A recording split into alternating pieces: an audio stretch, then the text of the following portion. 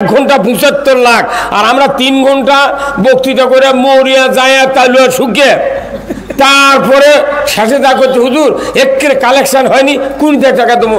বাংলাদেশে একটা উপদেষ্টা আছে জানাজার দ্বারা ছিল, ফেসবুকে দেখেছি ওই উপদেষ্টা বাহাত উপরে দেশে আর এই মরদ বেটা সল আমেরিকা জাতিসংঘের নেতাদের সামনে ইংরেজিতে বক্তৃতা দিয়েছে, ওরা ৪ গিলাস পানি খাচ্ছে। মুহাম্মদ ওয়া আলা আলি মুহাম্মদ কামা বারাকতা আলা ইব্রাহিম ওয়া আলা আলি ইব্রাহিম ইন্নাকা হামিদুম মাজিদ। আলহামদুলিল্লাহ, সমস্ত তারিফ প্রশংসা মহান রব্বুল আলামিনের জন্য, যিনি আমাদেরকে বগুড়া জেলার এক ঐতিহ্যবাহী উপজেলা শেরপুর, আর এই শেরপুরের সুনামধন্য একটা ইউনিয়ন গাড়িদহ, তারই অন্তর্গত একটি প্রসিদ্ধকর জায়গা পল্লী উন্নয়ন একাডেমির পশ্চিম পার্শ্বে একটি সুসভ্য গ্রামের নাম ভদ্রপাড়া। আলহামদুলিল্লাহ,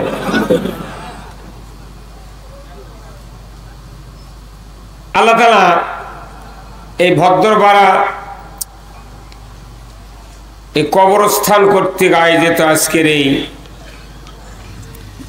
কোরআনের মাহফিলে বসে কোরআন, ইসলাম, রসুলের জীবন আদর্শ,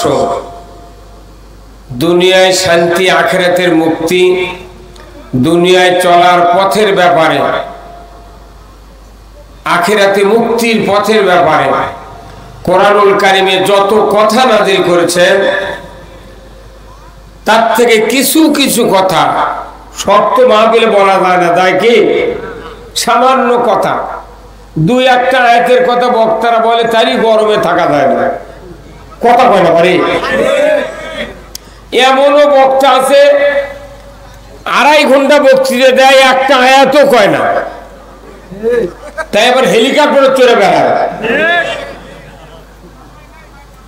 আমরা এই জন্য এই কথাটা বলি যে মাহফিলে সব কথা বলা যায় না, সামান্য কিছু কিছু কথা বলতে হয়, কথা ঠিক কিনা?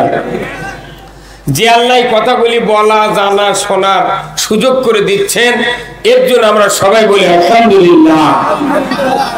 লাখো কোটি দরুদ ও সালাম সেই রসুলের প্রতি যিনি তামাম পৃথিবীর শ্রেষ্ঠ পয়গম্বর, সুবহানাল্লাহ, শ্রেষ্ঠ নবী, শ্রেষ্ঠ রসুল। তিনি হলেন পৃথিবীর শ্রেষ্ঠ একজন স্বামী, একজন বাবা, একজন নানা, একজন সেনাপতি, একজন যোদ্ধা, একজন শ্রেষ্ঠ ইমাম, যে ইমামতিতে নামাজ পড়েছেন মসজিদে নববীতে আল্লাহর নবীর সাহাবায়ে কেরাম, ঠিক কিনা? আর এই মসজিদে কিয়ামত পর্যন্ত এক রাকাতের জন্য ৫০,০০০ রাকাতের সওয়াব। জোরে বলেন সুবহানাল্লাহ, আরো জোরে বলেন সুবহানাল্লাহ।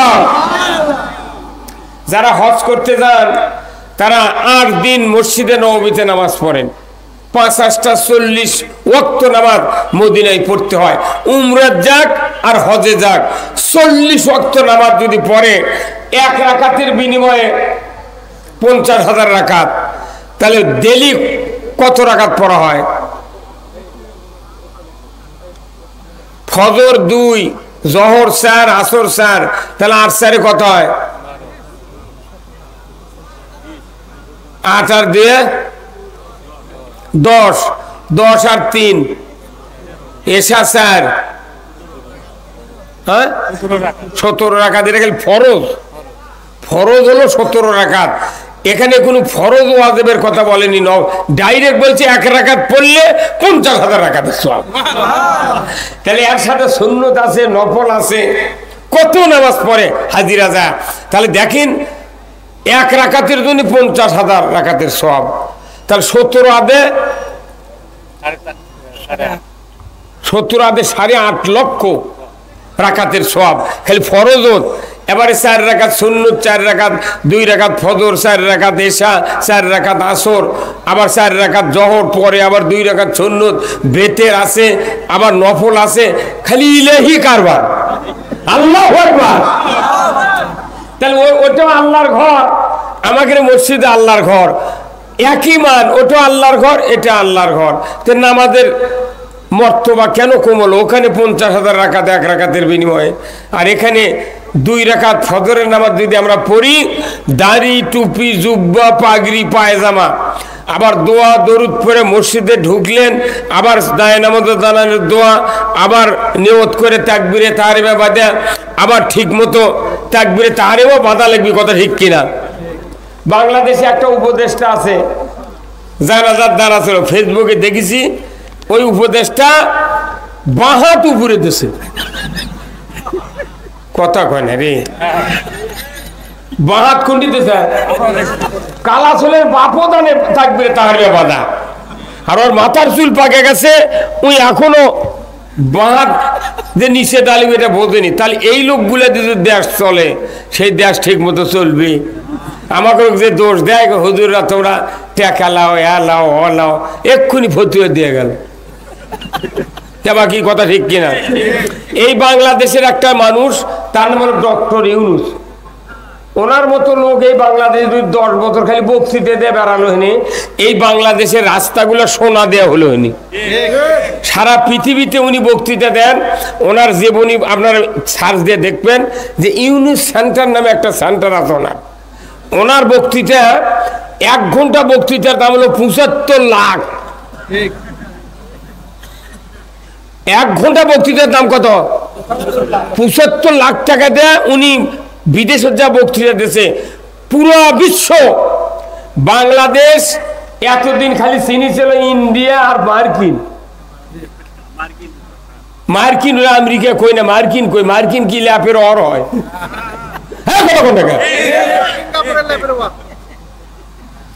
বাংলাদেশ এইবারকে চিনে পারছে পৃথিবীর মানুষ যে বাংলাদেশ বলে একটা দেশ আছে। যত সরকার গেছে, যত ক্ষমতাবান লোক গেছে, বাংলা দিয়ে ইংরেজি লেখে নিয়ে তা বক্তৃতা দিয়েছে। আর এই মরদ বেটা শোন, আমেরিকা জাতিসংঘের নেতাদের সামনে ইংরেজিতে বক্তৃতা দিয়েছে, ওরা 4 গিলাস পানি খাচ্ছে। সেই জন্য ওর বিরুদ্ধে মামলা দেওয়া লুকিয়েছিল না, তুমি দেশে আসতে না পারে। আল্লাহ কি করলো? কাল তুই টুস করে ফেলে দিবে, তাহলে আজ কোনটি কথা কেন? তাহলে ওনার বক্তৃতা 1 ঘন্টা 75 লাখ, আর আমরা 3 ঘন্টা বক্তৃতা করে মরিয়া যায় তালুয়া শুকে, তারপরে শেষে যা করছে, হুজুর একের কালেকশন হয়নি, 20 টাকা দেবো, অতিথিক দাঁত দেশে আসবার পারেনি। ইনকা বক্তৃতা করলে আমাদের বৌচল ভাত পাবে। আর এই বক্তৃতার কারণ কি? এই মাহফিলের কারণ হলো যেখানে তারা শ্রোতা আসে আর স্কুল, ভার্সিটি, মাদ্রাসা পড়ার সুযোগ নেই। হ্যাঁ হুজুর 2 দিন এখানে এসে বসে আছেন, হাজির আছেন ভাই, আছেন আছেন এখানে এসে বসে, এই চেয়ার দেন, এই চেয়ার আসেন, আসেন ময়না আছেন, হ্যাঁ আছেন, আপনি আছেন বসেন। হ্যাঁ, ওটি বলতে হবে না, একবার মঞ্চে আসা লাগবে। কে আলেম মানুষ ওখানে বসবেন কে? আপনি জুম্মাত গেলে সামনে থাকেন, ঠিক আছে। এই বক্তৃতাতে মানুষ ভালো হবে না, কিন্তু আমাকে এগুলো বক্তৃতা কি ওই কাঠখড়ি চুলার দিছি, যখন লিবে যাবার লাগে তখন তুষ মারা লাগে।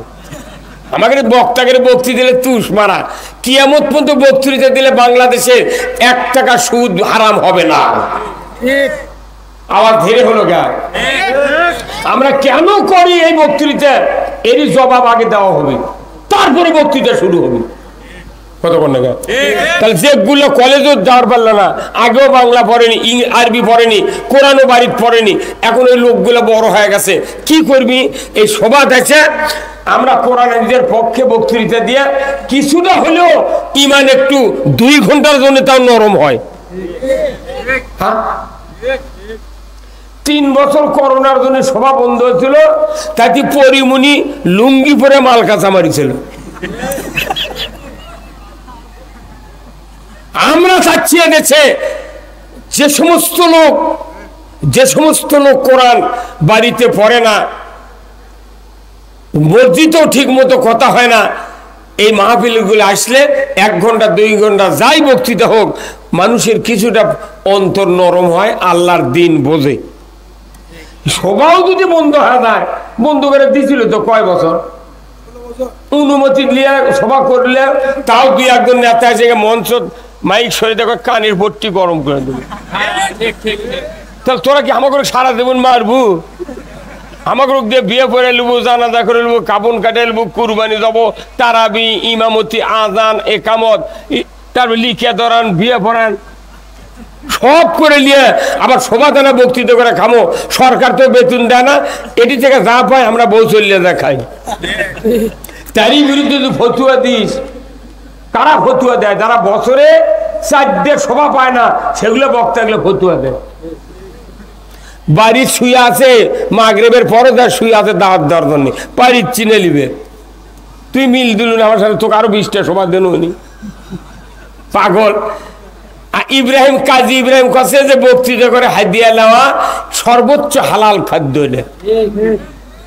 এমনি ডাক্তারি পাস করে ওরা 1.5 লাখ টাকা বেতন পাচ্ছে, রুগী দেখছে 4টা থেকে 8টা পর্যন্ত রাতের 30,000 টাকা, সারা মাসে 1.5 লাখ টাকা বেতন পাচ্ছে। তারা কোয়ার্টার পাচ্ছে, পোস্ট পাস পাচ্ছে, মানুষ কল করে করে হাত পাও ধরে তাও চিকিৎসা পাচ্ছে না। ওরা আরবি শিখে, ওরা ডাক্তারি শিখে কত উন্নত মানের জীবনযাপন করতেছে। আর এদেশের হাফেজ, আলেম, কওমি মাদ্রাসা, বক্তারা সবচেয়ে নিম্ন মানের রাস্তায় আমরা ঘুরতেছি। তাই উপর আবার চাপ দেয়। আমরা তো এমনি তো আল্লাহর মাস, দাও দেখলে ফাটে দেয়। কত করে বলে দাও দেখলে যে মানুষ ফাটে যায়, এক লাঠি দেয় খাটে দেয়, এটার দরকার আছে? আমাকে তাও চাপ দিচ্ছে যাতে তোরা এই রাস্তার থেকে সরে যায়।